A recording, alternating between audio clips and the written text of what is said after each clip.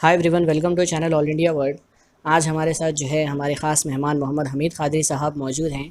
चलिए आज उनके साथ हमारा बहुत ही इंपॉर्टेंट डिस्कशन शुरू करते हैं।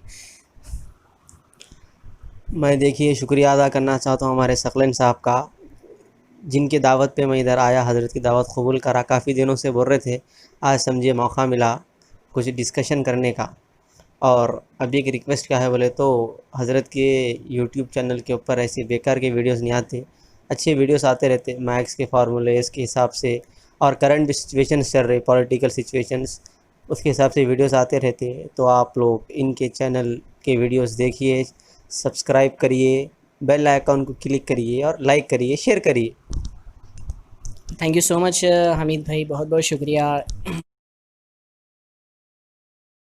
जी, हमारी पहली टॉपिक हम स्टार्ट करेंगे। जैसा कि इंडिया में प्रेजेंटली जो है 5.5 लाख केसेस से ज़्यादा है कोरोना के, जो करंट पैंडेमिक चल रहा है। तो इसमें जो है ऐसा क्या रीज़न है, जैसे इंडिया पहले जो है 10th 12th पोजीशन पे था, सडन जो राइज़ हुआ, राइज़ हो गया सीधा जो है फ़िलहाल 4th पोजीशन पे जो है इंडिया आ गया। तो ऐसा क्या रीज़न्स हो सकते हैं कि जिसकी तरफ से मालूम इतना जल्दी जो है 4th पोजीशन पे आ गया हमारा इंडिया। असल मसला क्या है बोले तो, अपने पास पॉपुलेशन दबा के है, और स्टार्टिंग में टेस्टिंग का जो प्रोसेस था वो स्लो था, जी और लॉकडाउन वगैरह डाल दिए थे, लोग ज़्यादा कंसल्ट हॉस्पिटल से नहीं हो रहे थे। लेकिन जैसा अब अपने तेलंगाना में भी केसीआर साहब ऐलान करे कि 50,000 फ्री टेस्टिंग करेंगे उन्होंने, तो जैसा ये ज़्यादा टेस्टिंग हो रही उसके हिसाब से केसेस बढ़ते जा रहे। और अभी एक रिसर्चर या साइंटिस्ट उन्होंने क्या दावा करे बोले तो, इंडिया की पॉपुलेशन के हिसाब से उन्होंने तकरीबन 15 से 20 दिन पहले ये बोले थे कि अगर उस दिन, उस टाइम के ऊपर अगर इंडिया में ओवरऑल टेस्टिंग करेंगे तो अबाउट 50% इंडियंस को कोरोना पॉजिटिव निकलता बोल के बोले थे उन्होंने। और अपन अमेरिका से, न्यूजीलैंड से, उन से कंपेयर भी नहीं कर सकते, क्योंकि ये जो कोरोना का जो असल सिम्टम है 65 ईयर्स के अबव से ज़्यादा, जो 65 अबव है उनको ज़्यादा हो रहा, और ज़्यादा डेथ्स उसके अंदर ही है। और अमेरिका के अंदर वो टाइम पे 65 अबव के जो एज बोलते हो वो पब्लिक ज़्यादा थी, इसलिए उधर स्टार्टिंग में दबा के चला अमेरिका के अंदर। अब यहाँ पे जब अपनी बात आ गई तो इधर अपने पास एक तो पॉपुलेशन बढ़ के है, फिर दूसरा इसकी अवेयरनेस उतनी फैली भी नहीं है। अब जैसा कि अब गवर्नमेंट हॉस्पिटल से हट के प्राइवेट हॉस्पिटल्स के अंदर भी चेकिंग हो रही, टेस्टिंग हो रही। जैसा आप टेस्टिंग ज़्यादा आप करेंगे, केसेस आपके सामने ज़्यादा पॉजिटिव आते रहेंगे।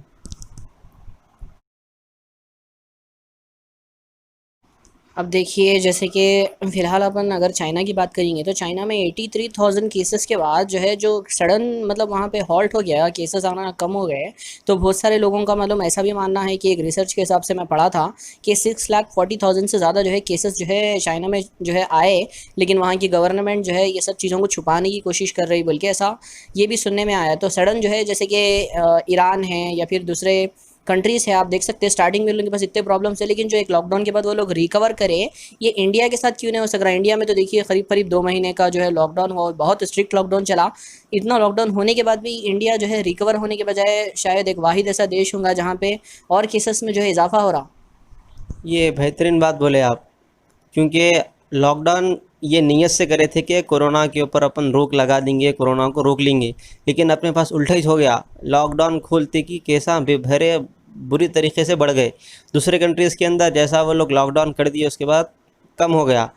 अब चाइना की बात ये है, चाइना का मसला खुली किताब की तरह है। उन्हें पूरी दुनिया को मालूम है कि डेटा छुपा रहा बोल के, ये मसला है। ईरान ईरान के अंदर भी वो लोग ज़्यादा प्रिकॉशंस हुए वगैरह कुछ भी नहीं करे थे, जिसकी वजह से वहाँ भी दबा के हुआ। अब अपने पास क्या है बोले तो, अजीब सिस्टम चल रहा। हालांकि अपने पास कम्युनिटी ट्रांसमिशन है, क्योंकि ये भी एक उसका सिम्टम है कि इंसान उसके जम्स कैरी कर लेते फिरता। अब फिर वो अल्लाह की मर्ज़ी है, जम्स किसके अंदर से किसके अंदर आ जाना। तो इसकी वजह से क्या है बोले तो, लॉकडाउन को फॉलो कर लेते हुए चल रहा ना नारा आजकल, स्टे होम स्टे सेफ, ऐसा मसला है। जी, अब हम इंडिया से हमारे तेलंगाना की बात करेंगे तो रीसेंट स्टडी के हिसाब से, according to a website which is covid19.org, वो स्टडी में ये बताया गया कि पिछले हफ्तों की अगर डेटा की बात करेंगे तो तेलंगाना एक ऐसा स्टेट है जहाँ पे 85% रेट के हिसाब से जो है पूरे जितने भी डिस्ट्रिक्ट्स या जितने भी स्टेट्स हैं सबसे ज़्यादा जो है, जहाँ पे कोरोना जो है 85% के रेट से जो है मतलब इंक्रीज़ हुआ वहाँ पे कोरोना के केसेस जो इंक्रीज़ हुए, तो सडन जो है तेलंगाना में मतलब इतने स्टेट्स जैसे कि हम महाराष्ट्र में भी देख सकते हैं, महाराष्ट्र में भी बहुत सारे केसेस आ रहे एक दिन में, लेकिन स्पेशली तेलंगाना में जो 85% का जो राइज आया sudden, what may be the reason specifically for Telangana कि यहाँ पे इतना ज़्यादा राइज हो गया एक साथ। एक तो इसका रीज़न क्या है बोले तो अपने पास टेस्टिंग ज़्यादा चालू हो गई, टेस्टिंग ज़्यादा मात्रा में करने लग गए। पहले खाली ये गांधी हॉस्पिटल था, वो भर गया तो गच्चीबोली स्टेडियम जा रहे थे, टेस्टिंग बहुत कम हो रही थी। लेकिन जैसा टेस्टिंग बढ़ गई, प्राइवेट हॉस्पिटल्स के पास भी चले गया टेस्टिंग का ऑप्शन, तो ये भी एक वजह है कि जिससे केसेस बढ़ गए, ज़्यादा सामने आ रहे। और अभी एक तेलंगाना में इंटरेस्टिंग बात क्या है बोले तो बहुत सारे डिस्ट्रिक्ट्स है, लेकिन उसमें जीएचएमसी जो अपना ग्रेटर हैदराबाद म्यूनसिपल कॉरपोरेशन है ना, हमेशा टॉप पे रह रहा। दूसरा अगर आप संगारेड्डी देखेंगे, वरंगल वगैरह वगैरह देखेंगे, इक्का दुक्का 3 4 5 केसेस हो रहे, लेकिन अपने पास बहुत दबा के 100 से आंकड़ा चालू हुआ था, 100 150 200 होते होते 700 800 अपने पास ही निकल जा रहे। तो ये भी एक वजह है। अपने भी लोग क्या कर रहे बोले तो ज़्यादा एहतियात बरत रहे नहीं। लॉकडाउन के अंदर पुलिस के डर से बैठ रहे थे, नहीं तो फिर खाली बाहर निकल रहे थे। अगर ये टाइम पे भी अब अगर एहतियात बरते, प्रिकॉशंस लिए, एहतियाती तदाबीर इख्तियार करे, तो इंशाअल्लाह अल्लाह के हुक्म से बच सकते हैं अपन। लेकिन अपने पास वो हो रहा नहीं, इकनॉमी डाउन डाउन डाउन बोल के खोल दिया तो दिख रहा ही नहीं, लॉकडाउन है नहीं है, क्या है, कुछ भी नहीं, क्या भी नहीं। जी हाँ, बिल्कुल सही बोले आप। जो प्रेज़ेंटली ऐसा तो नज़र नहीं आ रहा कि लॉकडाउन है या नहीं। आपको भी मालूम बहुत सारे एरियाज़ ऐसे हैं हमारे हैदराबाद में जहाँ पे मालूम सोशल डिस्टेंसिंग या फ़िज़िकल डिस्टेंसिंग बोलना चाहिए इसको, फ़िज़िकल डिस्टेंसिंग जो है फ़ॉलो नहीं हो रही। बहुत सारे जगह ऐसा हो रहा है। स्पेसिफ़िकली अगर मैं हैदराबाद की बात करूँ जहाँ पे बहुत सारे केसेस जो है नज़र आ रहे हैं, और एक चीज़ है, लोगों में पैनिकनेस तो है, लेकिन हाँ, जो हद से ज़्यादा जो पैनिक हो जा रहे हैं लोग, मतलब जितना होना चाहिए हद से ज़्यादा पैनिक हो जा रहे हैं, और दूसरों को भी पैनिकनेस मतलब क्रिएट करने की कोशिश कर रहे हैं। उनके बारे में आपको मतलब क्या कहना है कि जो हद से ज़्यादा पैनिक हो जा रहे हैं, जितना होना चाहिए उतना नहीं, उससे बहुत ज़्यादा? अब पैनिकनेस के अंदर क्या है, अगर बंदा पैनिक हो गया तो फिर उन्हें कोरोना से लड़ नहीं सकता, लड़ने से पहले हार गया ऐसा हो जाता। अब नॉर्मल ये बरसात का मौसम है, हर किसी को सर्दी खांसी बुखार वायरल फीवर रहता। अब वो कोरोना के भी ऐसे सिम्टम्स है जो कि डेली लाइफ में हर किसी को हर एक आध महीने में होते रहते।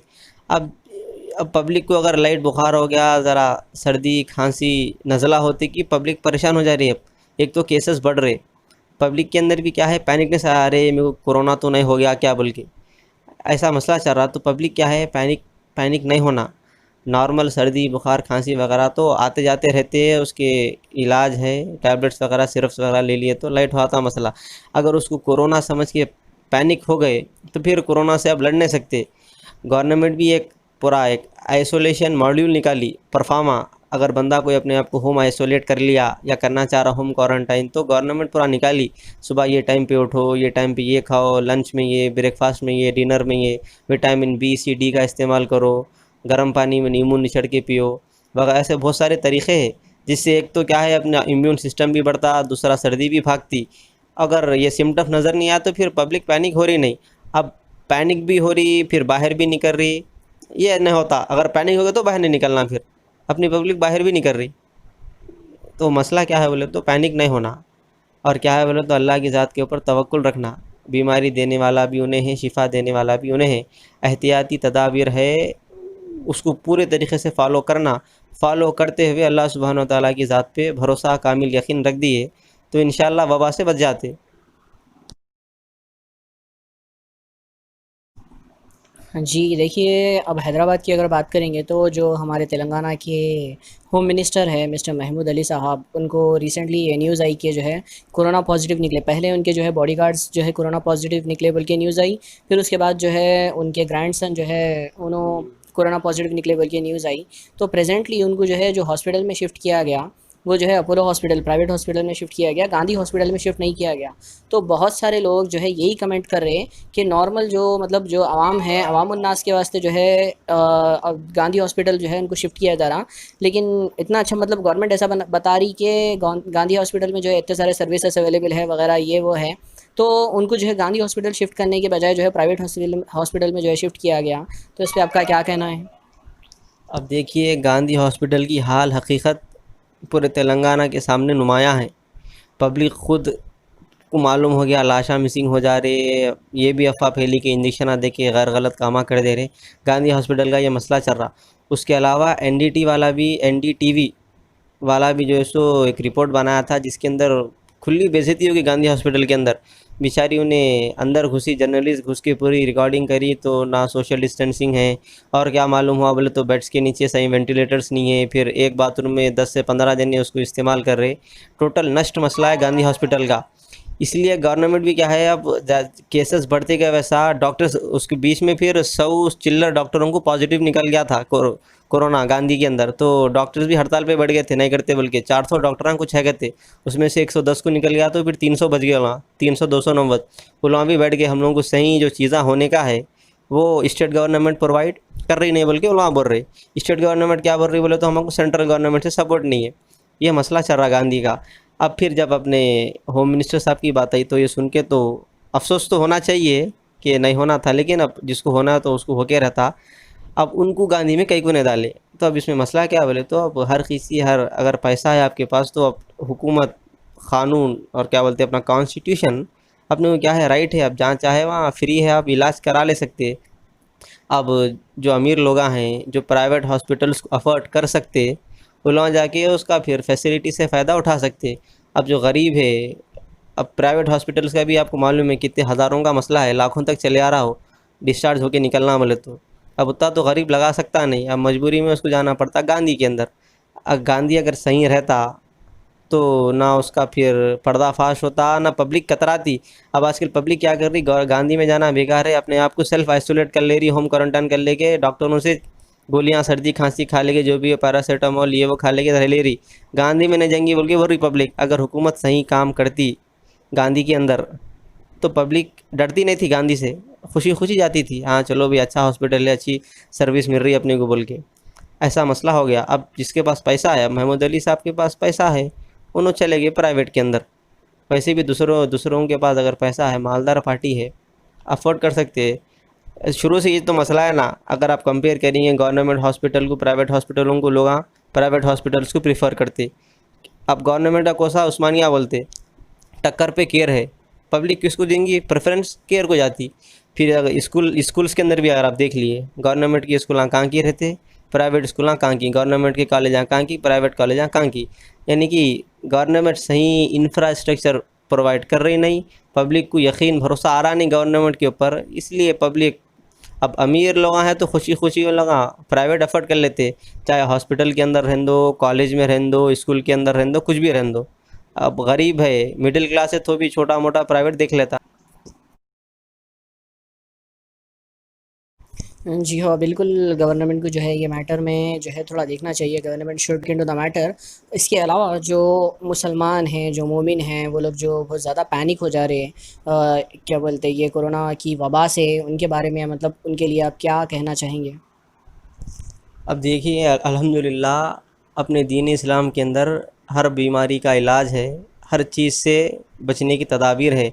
अब जो लॉकडाउन का सिस्टम जो दुनिया पूरी फॉलो कर रही, ये कई साल पहले हुज़ूर सय्यद आलम सल्लल्लाहु अलैहि वसल्लम खुद फरमा दिए कि अगर वबा निकली तो आप जहाँ वहीं रहो, ना कहीं आना ना कहीं जाना, दाखिला मना।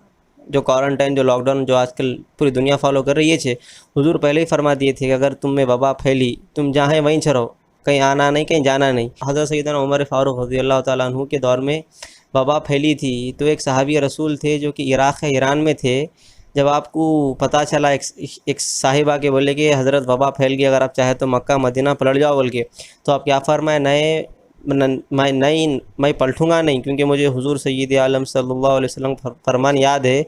हुज़ूर क्या फरमाए थे कि जहाँ हैं वहीं रुक जाओ। हज़रत के फरमाए मस्जिद के लिए, इमामत के लिए चले, रास्ते में वबा से आप शिकार हो गए, आपका इंतकाल हो गया।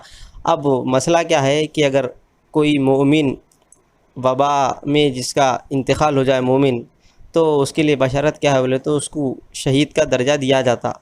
अपने शरीयत इस्लाम के अंदर हुज़ूर का फरमान है कि अगर कोई मोमिन वबा का शिकार हो जाए, आजकल चल रही वबा कोरोना वायरस, तो अगर कोई मोमिन ईमान वाला कोरोना की वजह से मर गया तो उसके लिए शहादत का दर्जा है। और शहादत का मुकाम तो अल्हम्दुलिल्लाह लोग बखूबी जानते। तो एक मानों में इससे डरना नहीं चाहिए लेकिन ये भी नहीं है कि फिर आप वो शहादत को मांगो अल्लाह में कोरोना में मौत दे दे, ऐसा भी नहीं बोल सकते। वो क्या हुजूर की हदीस है ना सल्लल्लाहु अलैहि वसल्लम कि एक सहाबी रसूलुल्लाह आके फरमाया कि या रसूलुल्लाह नमाज के लिए आप ऊँट पे आए थे, तो मैं ऊँट को ऐसे खुला छोड़ दूँ या रस्सी बांध दूँ, खुला छोड़ के अल्लाह पे तवक्कुल करूँ, क्या करूँ? तो हुजूर सल्लल्लाहु अलैहि वसल्लम फरमाए कि आप क्या करिए, ऊँट को रस्सी बांधिए, रस्सी बांधे बाद फिर अल्लाह के ऊपर तवक्कुल करिए। तो ये मसला यहाँ पे फ़िट होता कि जितने भी एहतियाती तदाबीर आपको आपकी शरीयत मुताहरा की तरफ से इजाज़त मिल रही और जो हुकूमत जो डॉक्टर ना बोल रहे, वो तमाम एहतियाती तदाबीर के ऊपर अमल करते हुए अल्लाह सुब्हानहू व तआला की ज़ात के ऊपर भरोसा करिए, कामिल यकीन रखिए, इंशाअल्लाह सब मसला हो जाएगा। फिर मौत तो फिर आपको शहादत की मिल रही है, अगर आप ईमान के ऊपर ईमान पे अगर आपकी मौत हुई वबा के चलते, तो अल्लाह का एहसान ही है।